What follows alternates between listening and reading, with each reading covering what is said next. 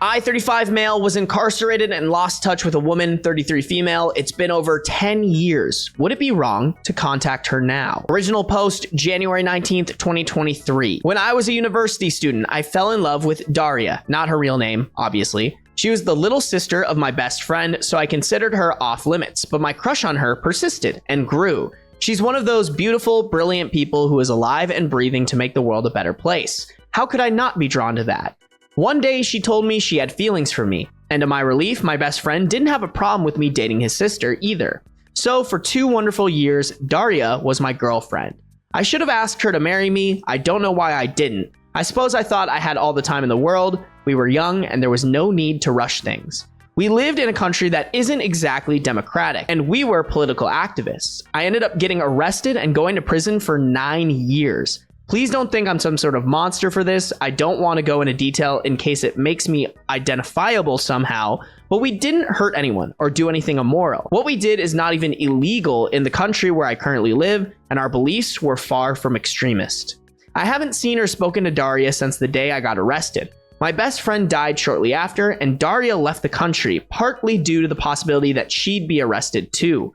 There wasn't any way for her to contact me while I was in prison, though apparently she contacted my dad a few times in the beginning. Things got even worse in our country while I was incarcerated, so my dad and I emigrated when I was released. We've been living in Western Europe ever since, and life is pretty okay. I live with my dad and I have a steady, if job. Months ago, I found Daria online. She lives in a neighboring country, 7 hours away by rail. She doesn't use social media too much, but from what I've seen, there's no evidence of a partner or kids. And even if she's married, I'd be content just to be her friend, as I was for the first years we knew each other. Part of me desperately wants to reach out to her, and my dad has been encouraging me to do so. But I feel like it'd be too selfish. The circumstances of her brother's death were very traumatic for her, and I'm afraid that I'm just a living reminder of all the bad things that happened to us. And if she does have a partner, would my contacting her offend him and trouble their relationship?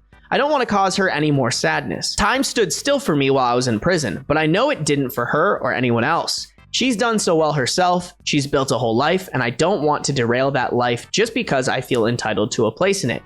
She might not even remember me at all, and even if she did invite me back into her life, I'd be nothing but a burden now, owing to my wrecked mental health. We've been apart twice as long as I knew her. Have I even the right to miss her as much as I do? For now, I've contented myself with Googling her name every so often and seeing that she's okay. It just hurts a lot, and don't know how to make it not hurt. I still love her with everything I have. I probably always will. Should I reach out to her or leave her alone? If I do contact her, what should I even say? Damn, what a crazy love story. I don't think any of the scenarios that he's brought up don't have merit to them, but they're all hypotheticals. Like, none of what he said has any like solid evidence to it. It's not real. So in my opinion, it's better to reach out to her and find out if one of those things might be the case. Hey, maybe it is too heavy and too much of a reminder for her, or maybe she does have a partner and there's no place for you in her life, or maybe your mental health is wrecked and for you guys to be together right now just isn't in the cards. But I think it's way better to at least try, to at least not live with the regret of like, should I have? And like every day that you wait, it's just becoming more likely that she's going to get a partner and not have a place for you in her life. I'd much rather be told no than not know at all. Update 1, I contacted her and she responded, January 26th, 2023. The consensus was that I should, and people gave very good advice on how to do that. I sent Daria a message the evening after I made my post. It was something like, I don't mean to intrude, but I wanted to say hello and thought I would give you my new contact information in case you ever felt like getting in touch. If not, that's completely fine too.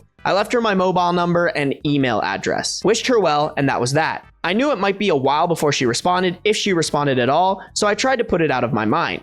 Early Monday morning, my phone rang. It was an unfamiliar number from the country where Daria lives. Who else would ever be calling me from there? I panicked a little bit, but I managed to answer in time. She asked a few times if it was really me, and I couldn't tell if she was laughing or crying. At first, she called me by the very affectionate version of my name she used to, but then she quickly apologized and corrected herself, which broke my heart a little bit. It was an awkward phone call, but not in a bad way. I was extremely nervous and it seemed like she was too, but happy also. Some of you mentioned that Daria would want to know that I was safe, and this was more true than I could have guessed. Because unrest in my country increased a lot during the last year I was in prison, she was afraid that they would decide to quietly kill me rather than let me go. There are documented cases of other prisoners like me having met very suspicious ends in the months before my release, so it wasn't a totally unreasonable worry.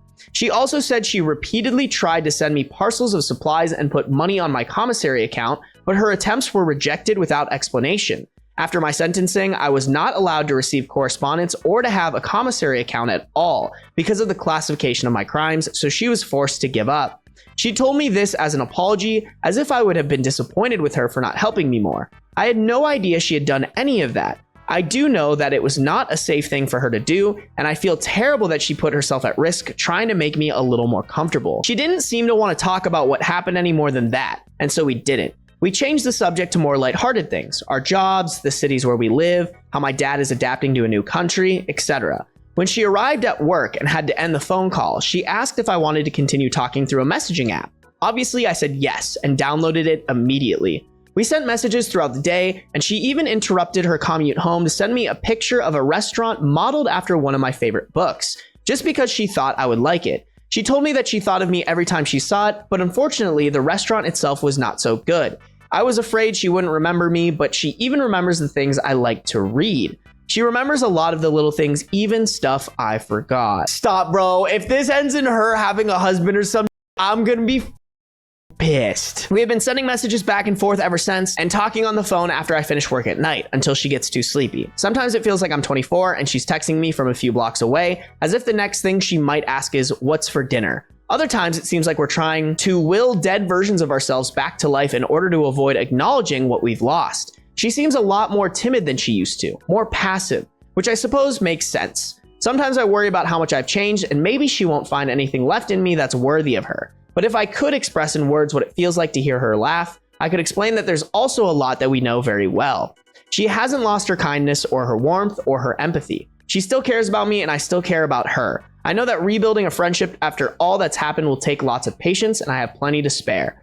I'm just happy to have the chance to get to know her again. This morning, Daria asked if I wanted to have a video call sometime this weekend. I agreed, but I'm ashamed to admit that as much as I want to see her, I'm very nervous. I look so different than she would remember. My jaw's messed up and I have the teeth of a hockey player. Fortunately, I will qualify for healthcare insurance soon and be able to have it fixed. I lost weight that I haven't put back on, and I see an old man in the mirror. I'm also worried that I will get very emotional when I see her and embarrass myself that way. I don't really cry in front of people. I'm not used to it, and this doesn't seem like a good occasion to start. Aside from not wanting to appear pitiful, I don't want her to feel forced to comfort me. If anyone has some advice on how to handle this, it would be much appreciated. The edit we were looking for. Just to clarify, she doesn't have a husband or kids. Let's go, my boys, back in business. As I said in my first post, I only considered contacting her because there was no evidence of a partner on her social media. I don't want her to feel forced to comfort me. If anyone has some advice on how to handle this, it would be much appreciated. I think maybe he should give her the heads up. I think it would be very appropriate for him to be like, hey, I'm excited for this video call, just so you know, so it's not like a surprise shoddy. A lot has changed. My jaw's messed up. My teeth are messed up. I'm gonna get them fixed, but for right now, it is what it is, and I look like an older man. I think that's fine to say. I don't think she's gonna care, but I think it is a good way to be like, here are my cards. Because then she'll probably be like, I don't care. And you'll be like, oh, cool. Anxiety relief. Update 2, March 23rd, 2023. I told Daria that I was nervous about the video call and she insisted on having it right away so that I could get it over with and stop worrying. Seeing her made everything feel real in a way it hadn't before. She still looks like herself, or even more beautiful. Different only in the sense that she is fully an adult now. The place she lives is very different from our home country, with a distinct culture to which she has assimilated. That she had time to adapt and feel completely at home in this place broke the illusion that no time had passed. Hi, Beans. Yeah? Is this what we're doing today? In hindsight, that was probably the real reason I'd been so nervous, because I could no longer occasionally forget myself and pretend that nothing had changed. The hardest part was not being able to reach through the screen and put my arms around her. Sitting there and watching someone you love cry from a distance is not easy. I barely noticed that I was crying too. Stop, bro. That's so cute. Beans, you hearing that? That's so cute. Oh, now he put his butt in my face. Thank you. Thank you. I really like seeing your butthole. He wants to be the little star. Every goddamn stream, he just wants to be the little star. This is what you want? You want more camera time, Beans? You want more camera time? Oh. Don't do that. I don't want to see that. Hey, don't bite me now. She didn't seem surprised at my appearance, but she did eventually look me over and ask if the food was where I lived. I explained about my jaw and that I'm getting it fixed. Less dental work is required than I thought, but I need a surgery. Her response was to ask for my address and order groceries to be delivered, including a lot of soft snacks that are easy to eat and these meal substitution drinks that are actually tasty. She sent them every week since, even though I tell her it's not necessary. When I wanted to pay her back, she laughed at me and said she owed me a lot of food because I had kept her from starving to death in university. I love being able to cook for her, and I suppose it makes her just as happy to feed me now. Stop it. This is making me feel so goddamn single. Dear God. I mean, granted, the dude was in prison, so please don't do that to me. I see what you do for other people. When is it my turn? Please. We talk every day and have made video calls a regular habit. It does me so much good just to see her face, and the awkwardness is mostly gone now. It's easy to talk to her. Last night, she brought her computer into the kitchen and talked to me while doing the dishes. It's amazing how mundane things like that can make me feel normal and at home in ways I forgot I could. I never thought I'd be that stupidly happy to see someone washing coffee cups. I'm beginning to think that the idea of home as a physical place is a misconception. She likes to send photos to show me where she lives, what her life is like now. She was curious about how things are the same or different here. I didn't want to admit that I don't have much of a life to share back. Going places just didn't seem worth the effort. She is, though. That's a bar. Dude, homeboy's got Riz. Homeboy's got that like lovey-dovey sappy Riz, and I respect it. At first, it was very small things. She would send a picture of a pastry she'd bought at a cafe, saying that she thinks her city has better pastries than mine. I would go out and get one so I could send her a photo too. Then it was beer, which city has better parks, interesting architecture, a department store, and so on. I figured out quickly that she was trying to coax me into going out more, but I played along to make her happy. I've seen more of my city in the past month than the entire time I've lived here before. I've been to the art museum and finally joined my colleagues for a beer. Usually I go places for short durations at the less crowded times, but I'm still going, which is something. Daria used to be very sociable, so I thought that whatever happened, at least she wouldn't be too lonely. I was wrong. There is a lot she could never tell her friends because they can't relate. They would feel sorry for her and cease to be equals, she says. Our experiences are different, but we are more able to understand each other than other people could. And despite her own burden, she has quietly picked up half the weight from my shoulders without ever being asked to. I am in awe of her simply for being the kind of person who would. Oh God, this is so cute, bro. For Women's Day, I sent her some orchids and she was very happy that I remembered her favorite flower. The things I can do to make her smile are so small, and she deserves so much more than I know how to give her. But I would do anything for this woman, and I am learning. There are protests happening where she is with riot police and tear gas. Whenever this happens, she feels nervous and has difficulty sleeping. Now at least I can stay on the phone with her at night so she's not alone. Aside from the anxiety, there is also a sense of nostalgia. She talks about when that was us making noise in the street. I'm glad she has good memories too and doesn't have to be alone with them anymore.